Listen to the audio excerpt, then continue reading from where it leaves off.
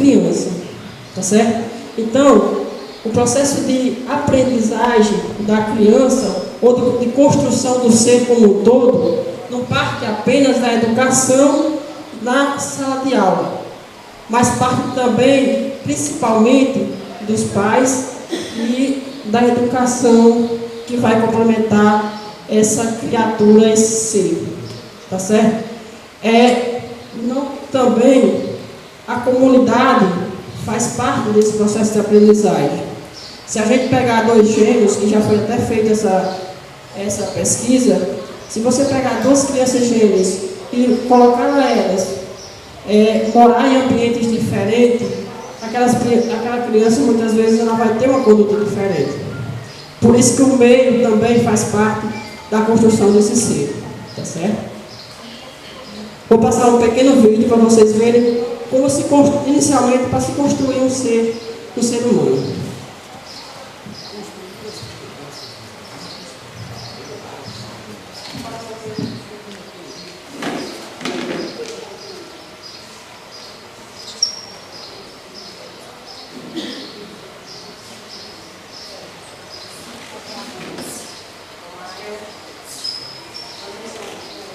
De mudança.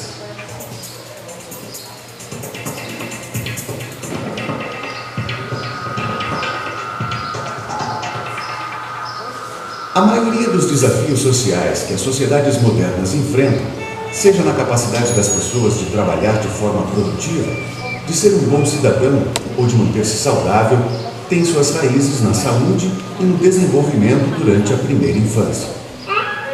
Uma base sólida durante a primeira infância proporciona mais tarde um desenvolvimento muito mais sólido e eficaz. Uma base fraca deixa as crianças vulneráveis a problemas futuros de aprendizado, comportamento e saúde. O mais importante que as crianças precisam para se desenvolver é um ambiente acolhedor, com relacionamentos afetivos que começa na família, mas se estende para adultos que não são membros da família, em creches e outros programas sociais. O que as crianças precisam é que todo este ambiente de relacionamentos esteja comprometido com seu desenvolvimento saudável. Temos constatado, a partir de décadas de experiências e intervenções, que conseguimos melhorar os resultados, mas a magnitude dessa melhora não é suficiente. Agora temos a ciência à nossa disposição para nos ajudar a pensar sobre o que pode ser feito para superar o maior impacto já alcançado por nós. A ciência tem como nos ajudar quando perguntamos o que podemos fazer de diferente, o que podemos fazer de forma mais inteligente. As crianças mais vulneráveis a um desempenho ruim na aprendizagem, na saúde e no comportamento são as que carregam o efeito acumulado de fatores de risco, um após o outro. E assim, o fardo fica muito grande para que qualquer criança consiga superar. Então, como os adultos podem ajudar as crianças a lidar com esses obstáculos?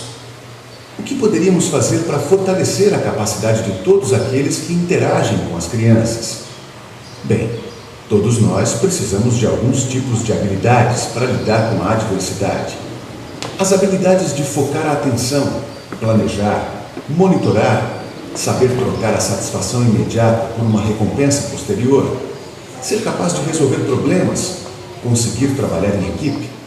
Os cientistas chamam essas habilidades de funções executivas e de autocontrole. Acontece que são os mesmos tipos de habilidades que precisamos para criar um ambiente bem estruturado na escola e em casa, onde o desenvolvimento saudável e a aprendizagem possam se dar.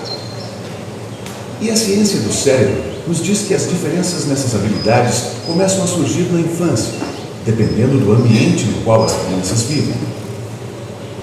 Mas se as crianças não desenvolvem essas habilidades na infância, como vão conseguir desenvolvê-las depois? Na verdade, você pode desenvolvê-las depois, porque o período de flexibilidade e plasticidade dessa parte do cérebro não amadurece completamente antes dos 25 a 30 anos de idade. Talvez o motivo de não obtermos um impacto maior não é porque não sabemos como influenciar o desenvolvimento infantil, mas justamente porque estamos dando informações e aconselhando os pais e cuidadores quando o que precisamos é fazer uma construção ativa de competências, capacitar por meio de orientação, por meio de treinamento, pela prática, mas não estamos fazendo isso. O resultado dessa conclusão é uma teoria de mudança que diz que precisamos nos concentrar no desenvolvimento dos adultos que são importantes para a vida das crianças. Precisamos nos concentrar em suas habilidades e em suas necessidades para que sejam pais melhores e mais eficientes, para que estejam mais preparados para conseguir empregos que possam fortalecer a estabilidade econômica da família, o que também é bom para as crianças. E o que acontece com os adultos envolvidos nos programas sociais em pré-escolas e creches? O que estamos fazendo para construir as competências dos educadores? Eles também precisam fortalecer suas competências. As comunidades devem oferecer programas que os ajudem a construir e reforçar as competências que os pais necessitam. Programas que também garantam que as pessoas que trabalham neles tenham as competências necessárias. Finalmente, quais são as principais fontes de estresse tóxico nesta comunidade e como podemos reduzi-las? Avançando para a questão política, como nossas políticas públicas estão fortalecendo a capacidade das comunidades de reduzir as fontes de estresse tóxico e a capacidade dos educadores de fornecer o que as crianças precisam? O desenvolvimento do capital humano é o nosso futuro. O desenvolvimento de uma mão de obra produtiva é o nosso futuro. O desenvolvimento de uma população saudável é o nosso futuro. Esse tipo de orientação para o futuro é fundamental para uma sociedade saudável. É fundamental para um bom desempenho da economia. É fundamental para um bom ambiente de relacionamentos para criar os filhos. Trata-se de conseguir planejar o futuro para ter o futuro. E por este motivo é tão importante.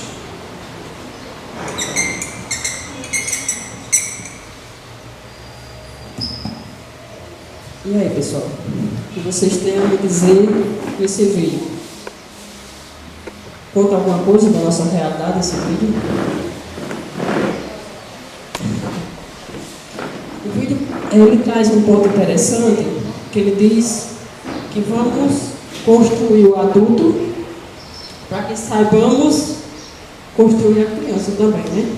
Para poder essa criança se tornar um adulto saudável. Um adulto capaz de se auto-administrar. Então, tudo isso parte de um cuidado intenso. Não é um cuidado isolado que vai se tornar um adulto, digamos assim, capacitado. Existem vários fatores, vários cuidados, que aí se eleva-se a um padrão de um adulto de qualidade. É através de uma orientação da mãe, da educação, que transforma aquela criança a um não drogado. É o acompanhamento que se tem desde uma criancinha pequena, se mostrando a ela que aquilo ali é errado, que leva aquela criança a crescer no futuro, imaginando e sabendo que aquilo ali é errado, tipo o uso de droga.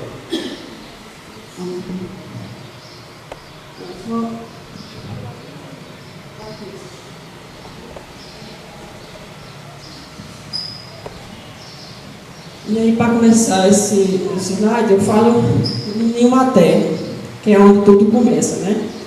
A maternidade, a família, a infância. E aí vem a escola, posteriormente. Porque a criança só entra na escola a partir do momento, agora 4 anos, não é isso? A partir de 4 anos a criança está entrando na escola. E esse período todinho, até os 4 anos, ele passa com a mãe. E é a mãe que começa a construir aquele ser pequenininho através de várias atividades que eu vou falar daqui a pouco. Certo?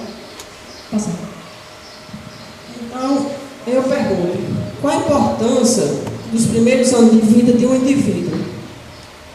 Em que idade da criança começa a sua educação? E o que é desenvolvimento integral na primeira infância? Hoje se fala muito nisso. Eu acho que todos os professores aqui vêm falar nisso, não é isso? Desenvolvimento integral.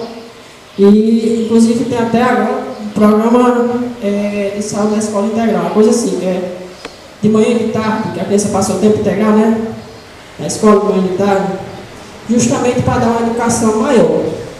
Em alguns países, esse programa tem muito efeito, tipo no Japão. Certo? O Brasil está implantando agora, esperamos que futuramente tenha um grande efeito. Certo? E aí eu trago, para começar esses cuidados, eu trago alguns artigos do ECA, que é o Estatuto da Criança e Adolescente. É dever da família, da comunidade, da sociedade em geral e do poder público assegurar, com absoluta prioridade, a efetivação dos direitos referentes à vida, à saúde, à alimentação, à educação, ao esporte, ao lazer, à profissionalização, à cultura, à dignidade, ao respeito à liberdade e à convivência familiar e comunitária. Vocês olham como é complexo a construção de um sujeito e os cuidados que se devem ter. Você veja que não só a família é só parte disso, mas tem todo um ciclo que se gera ao redor desse sujeito para o fim de construção desse ser. E tudo isso parte de um cuidado intenso, certo? Nenhuma criança ou adolescente será objeto de qualquer forma de negligência, discriminação, exploração, violência, crueldade e opressão punida na forma da lei. Qualquer atentado, coação ou omissão aos seus direitos fundamentais. Vocês vejam que a criança, por ter ainda um caráter de indefesa, existe a lei, o Estatuto da Criança e Adolescente, que ampara muito bem isso aí. O Estatuto da Criança e Adolescente relata de quando o pai não é capaz de cuidar dessa criança, é necessário que o governo tome as suas providências. E aí tem algumas casas que cuidam desses adolescentes. Tá certo?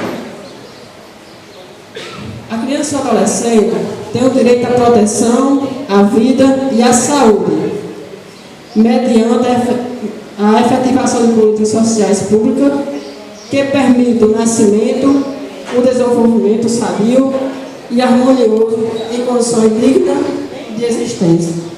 Pessoal, se eu pegar uma criança e aquela criança ela vive num ambiente conturbado, digamos assim, como a gente viu no vídeo, na pobreza, a família toda desestruturada, muitas vezes filho e pai separado, pais que usam droga ou álcool, e aí como é que essa criança vai se desenvolver? Que cuidado essa criança tem para se desenvolver? Você veja como é complexo essa questão do cuidado desde a primeira infância. E aí, o Estatuto da Criança e Adolescente traz muito esses pontos voltados para o cuidado intenso dessas crianças. E tem também os conselhos tutelares que está respaldado por isso. Infelizmente agora, recentemente, os conselhos tutelares têm passado por muitas complicações, tipo, não sei se foi em Minas Gerais, não, Pernambuco, foram mortos 3 conselhos tutelares porque eles atuaram, né? Em um determinado problema lá, eles mataram 3 conselhos tutelares. Então aí fica o medo de agir perante a lei com relação ao Estatuto da Criança e Adolescente, mas com medo de ter também a vida, porque muitas vezes não tem a proteção que deveria ter. Tá certo? Então aí parte a segurança. A criança ou adolescente tem direito à liberdade, ao respeito à dignidade como pessoa humana e processo de desenvolvimento como sujeito de direitos civis, humanos, sociais, garantido na Constituição e nas leis federais. Tudo, a gente olha a lei, tudo é muito bonitinho. Mas isso, será que funciona na prática? Será que todas as crianças ela tem isso é coberto perante a lei? Será que nós, enquanto profissionais de saúde, nós, enquanto professores, estamos identificando os riscos que aquelas crianças estão submetidas. Não é longe a gente encontrar crianças vítimas de violência, crianças até vítimas de violências sexual em casa, em familiar. Não é difícil, não, a gente está vendo nos jornais todo dia, tá certo? Então, assim, é muito complexo e indagador para nós enquanto educadores de saúde, educadores de educação. O direito à liberdade compreende os seguintes aspectos: ir e vir e estar nos logadores públicos e espaços comunitários ressalvados as restrições legais. Hoje, a gente vê até, isso aqui está até demais, né? Os adolescentes, às vezes, passam até não sei que horas da noite sozinho na rua, sem expor essa liberdade demais. Aí vem as consequências, tipo a gravidez na adolescência, né? Então, assim, a gente tem que ver onde até pode ir e até onde pode parar, tá certo? Porque às vezes isso que pode ser para uns pouco, para outros pode ser demais. Opinião e expressão, crença em cultivo religioso, brincar, praticar esporte, divertir-se, participar da vida familiar e comunitária sem discriminação, participar da vida política na forma da lei, buscar refúgio, auxílios e orientações, como eu falei, que tem hoje os CRAs, aliás, os conselhos tutelares, onde elas possam estar buscando esse auxílio ou refúgio. Também a questão da discriminação ainda é muito presente. Inclusive aqui, se a gente já vi várias vezes criança ser discriminada. Eu não vi, mas chegou no hospital, a mãe comentando que foi discriminada na escola. Porque é muito difícil quando vocês, professores, têm 30, 40 alunos na sala de aula, e aí é muito difícil vocês cobrir todos. Então acontece isso, tá certo? E aí, de onde deveria vir esse novo preconceito, muitas vezes não vem, é criado, que é no ambiente domiciliar, né? A criança já cresce com esse preconceito. E aí somos nós, professores, que temos que acabar com isso muitas vezes. E é mais difícil, por quê? Porque já vem enraizado na infância, tá certo? A criança e o adolescente tem direito à proteção à vida e à saúde, mediante a efetivação de políticas sociais públicas que permitam o nascimento e desenvolvimento sadio e harmonioso em condições de existência. É assegurada a gestante através do Sistema Único de Saúde o atendimento de pré-natal e perinatal. Por que isso, pessoal? Porque nesse momento a criança ela já começa a receber proteção até da mãe. Esse cuidado no pré-natal já evita a mortalidade infantil maior, porque as crianças muitas vezes é nesse pré-natal que identifica algumas alterações anatômicas, fisiológicas, que pode ser até revertido mediante o tratamento. E até mesmo algumas doenças que podem ser tratadas nesse período da mãe, que poderia ser passada para o filho.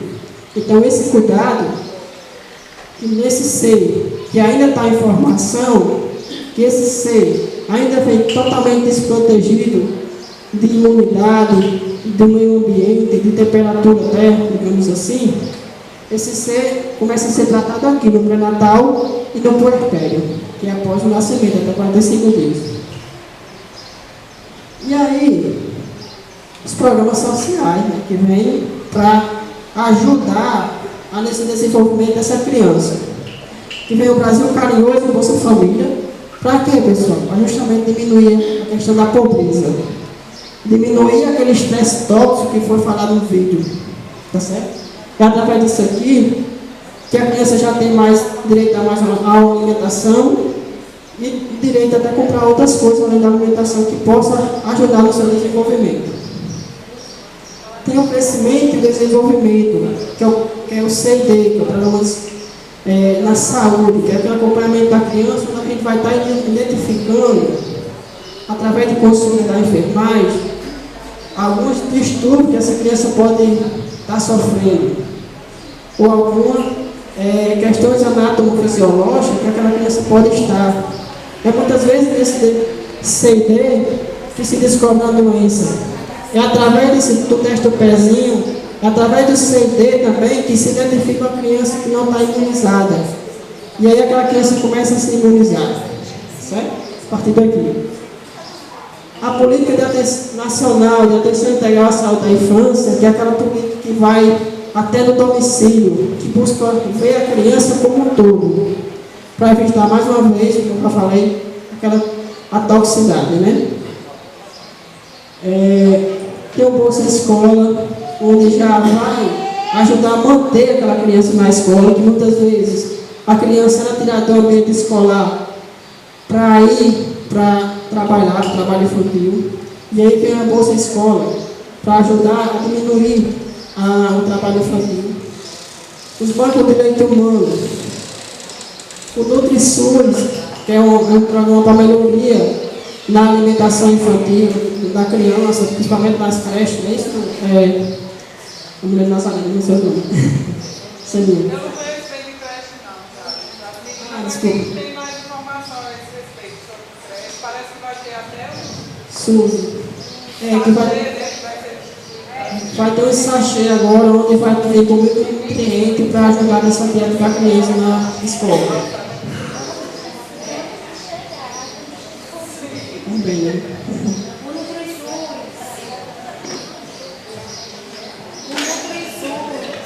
Só vamos escutar aqui É um sachê de polivitaminas e coentros. Porque a criança, após os 6 meses, até os 4 anos, conforme os pessoal que entende da saúde, é nessa faixa etária que a criança tem maior facilidade de desenvolver algum tipo de anemia.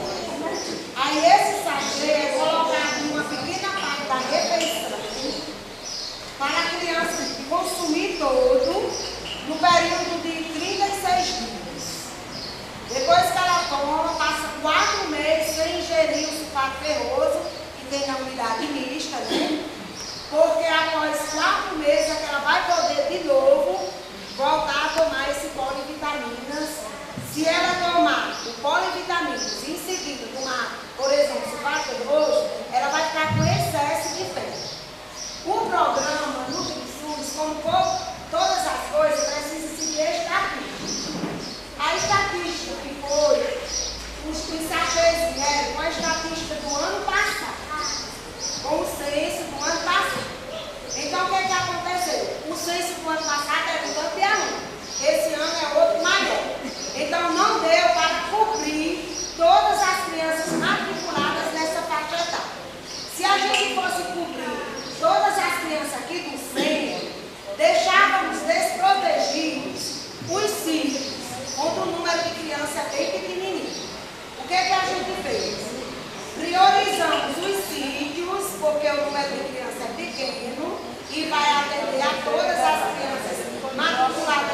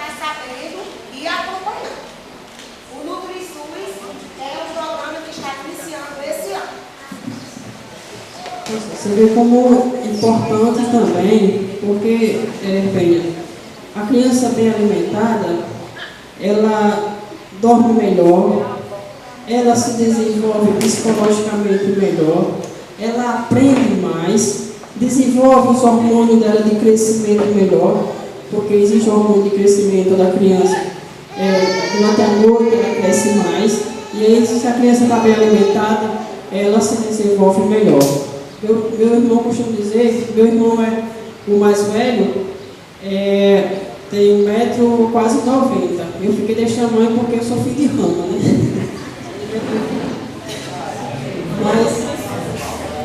Mas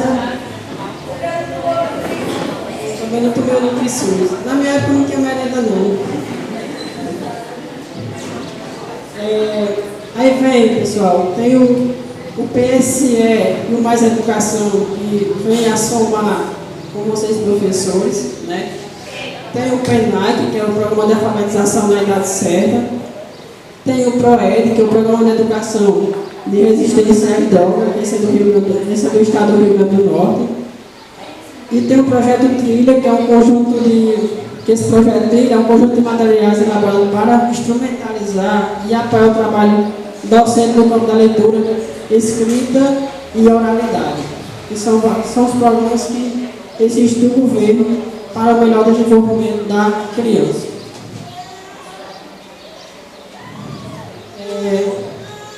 Temos também atenção integrada às doenças prevalentes na infância, que aqui onde entra um trabalho maior da equipe de saúde, porque através desse momento que a criança começa a ter diarreia, essa era uma das primeiras causas que provocava morte infantil, era diarreia, provocava desidratação e a criança morria.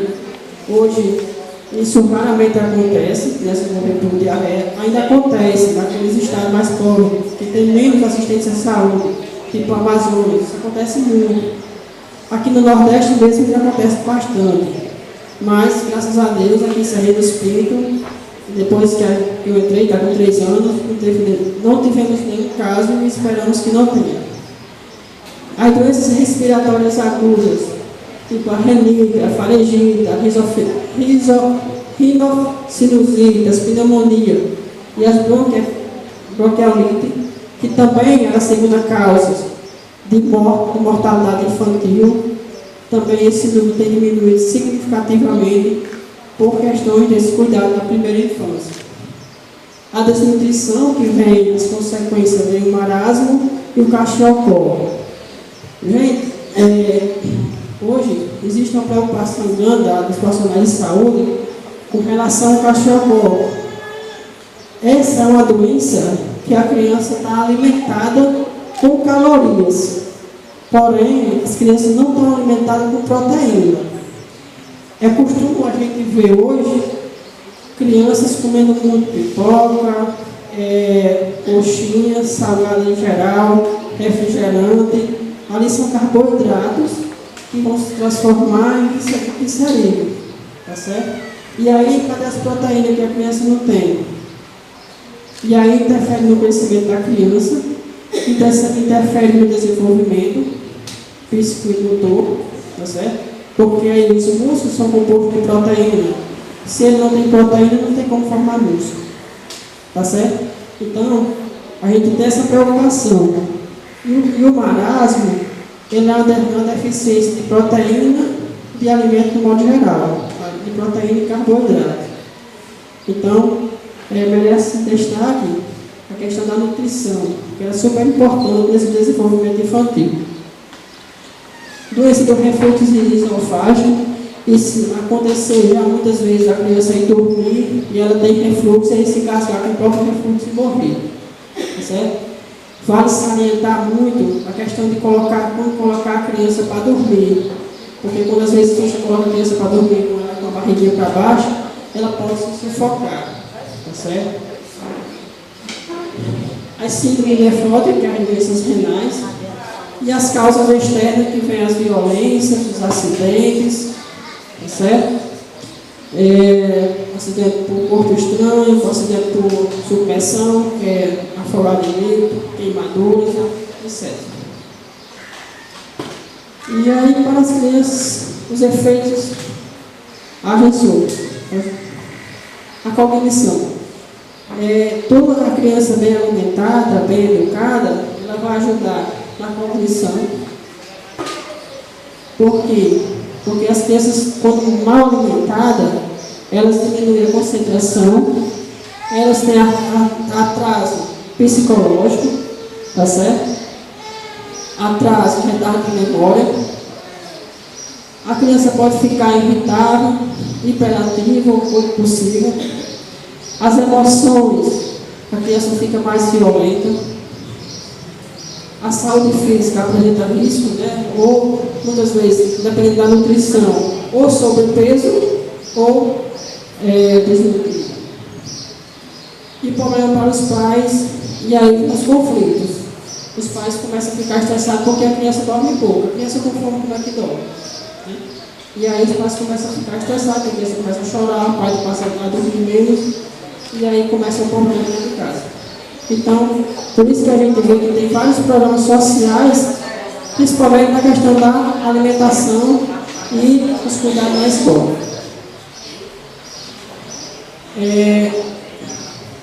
E aí nós também temos os cuidados na hora de alimentar. Muitas vezes a gente alimentamos a criança, mas não sabemos como alimentar. Tá certo? É costume, eu acho que acontece muito, os pais botar um prato e lá a pessoa faz assistir televisão, do mesmo jeito das crianças. E aí a criança deixa de comer e se alimentar em família. Tá certo? A criança muitas vezes deixa de comer aquilo que tem na mesa para comer qualquer outra coisa, porque à medida que a família está na mesa, a criança está vendo que os pais comem, também elas vão querer comer. E aí quando ela não vê o que o pai come, ela come o que acha melhor. E o que é melhor para nós? É aquilo que dá mais sabor. E aquilo que dá mais sabor para a gente, sempre é o que ofende mais. A comida gordurosa, ela é muito saborosa, mas é o que ofende mais. O refrigerante, por exemplo, que tem muito açúcar, todo mundo gosta, a criança gosta. E aí vem as obesidades, tá certo? Então tudo se envolve no cuidado da educação à alimentação, certo?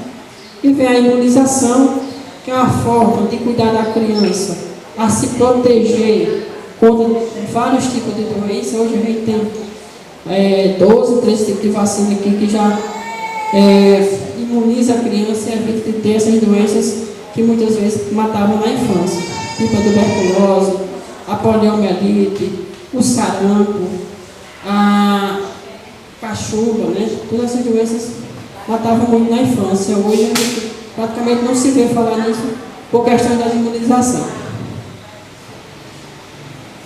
A criança e o adolescente tem direito à educação, visando o pleno desenvolvimento da sua pessoa, preparo para o exercício da cidadania e qualificação para o trabalho, assegurando-lhes igualdade de condições para o acesso e permanência na escola.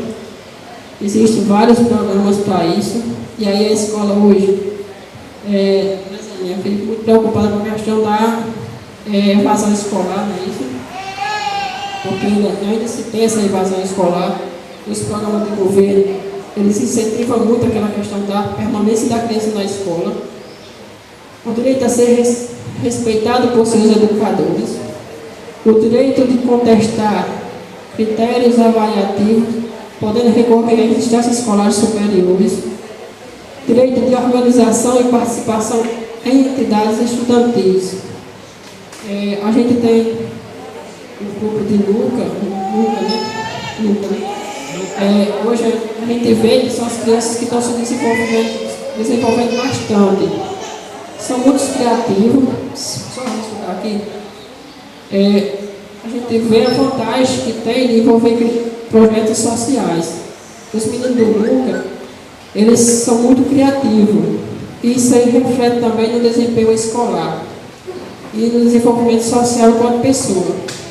Eles a gente vê nessa semana do bebê, eles estão muito envolvidos, trabalham bastante, poder observar isso. E aí, com certeza, esses adolescentes que estão lá no NUCA, eles também, no dia que eles tiverem um emprego, eles também vão se desenvolver melhor do que aqueles que não têm, porque eles já têm uma responsabilidade a seguir.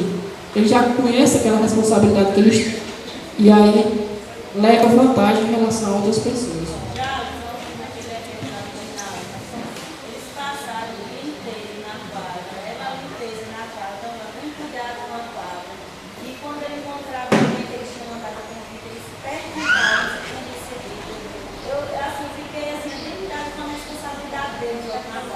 Através desses programas a gente já começa a desenvolver as habilidades e responsabilidade também. Acesso à escola pública gratuita próximo à sua residência. Então, assim, tudo são programas sociais que são criados para esse cuidado com relação a manter a criança na escola. É direito de todos os pais e os responsáveis ter ciência do processo pedagógico, bem como participar da definição das propostas educacionais. E aí uma dificuldade que vocês, professores, têm é de trazer esses pais para a escola. Eu acho que tem muita essa dificuldade, não é isso? E aí quando aquele pai não vai para a escola, ele não sabe de que a criança está participando, muitas vezes. E aí tem aquela dificuldade daquela integração pai-escola. E aí corta aquele vínculo educacional, certo? Muitas vezes corta. Muitas vezes o professor passa uma atividade para a criança fazer em casa, o pai nem liga. E aí a criança faz se quiser. E aí tem a dificuldade de aprendizagem. É isso? Vamos passar isso aí. Outras observações. Pessoal, vê as violências. E aí vocês, enquanto professores, devem observar bastante quando aquela criança começar a ficar medrosa. Aquela criança começar a ficar, digamos assim, sair daquele convívio com as outras crianças, ficar sozinha. Se aquelas crianças parecem com hematoma. Se aquela criança fica calada, chorosa. Porque muitas vezes é através desse olhar que vocês têm de observar essas pequenas coisas, que muitas vezes são um pouco discretas, é que você pode identificar uma situação de violência, seja ela física, mental ou psicológica. Os maus tratos, o trabalho infantil, muitas vezes a criança começa a faltar, e aí vem um olhar do professor, por que você não está faltando? E aí muitas vezes o pai está com uma roça cheia de feijão lá, por exemplo, para catar, e ele leva a criança de casa para ajudar na tarefa. Né? Tira a criança da escola. Da família na educação, que a gente tem essa dificuldade intensa. Outra coisa, as doenças, quando a criança encontra-se doente, a criança vai passar a ser diferente. Tipo, ela começa a ficar só. Mesmo que seja, pode ser uma violência ou uma doença, a criança começa a ficar só. A questão da cuidado visual, a questão auditiva, tá certo? Tudo isso tem o professor tem a responsabilidade de investigar. Porque muitas vezes a criança não diz, com medo do professor repreender ou de qualquer outra coisa. E aí você começa a ver a criança olhar perto do material, olhar a criança, ver se a criança está escrevendo na linha certa. Porque muitas vezes, através da criança estar lendo e escrevendo de forma sem ser na linha da caderneta, muitas vezes pode ser um problema de vista. Então, tem vários fatores que devem ser observados na hora de estar educando uma criança. Assim, só deixa tudo.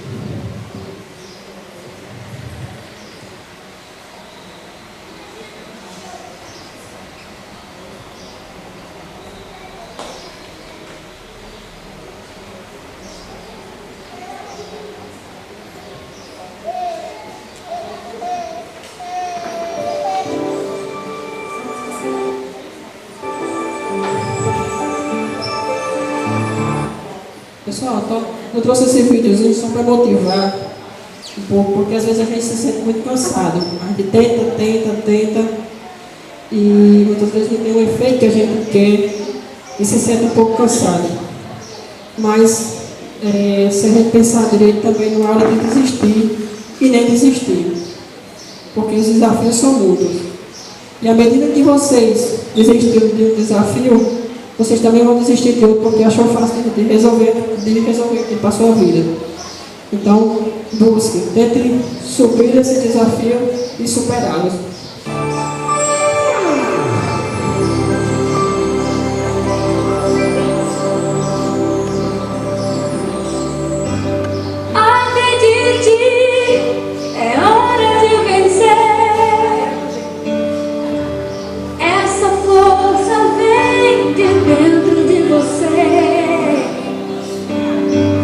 Você pode até tocar o céu, se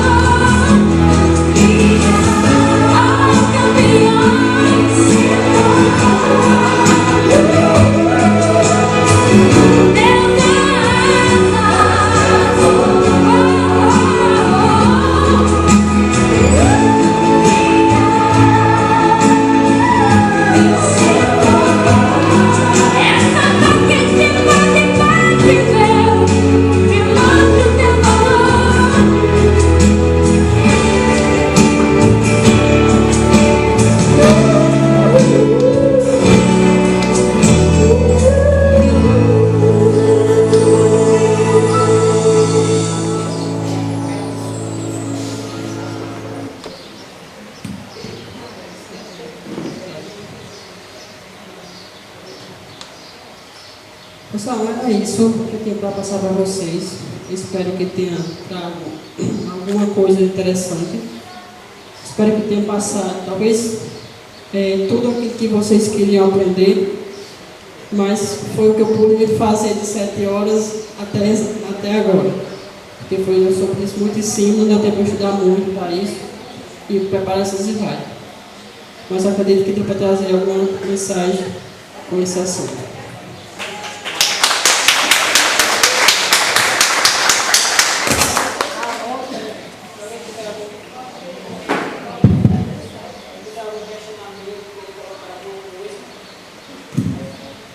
Alguém quiser colocar algum questionamento, alguma pergunta a respeito do assunto?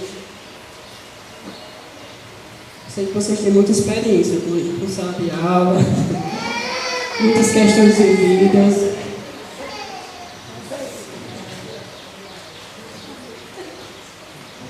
Você lembra, secretário?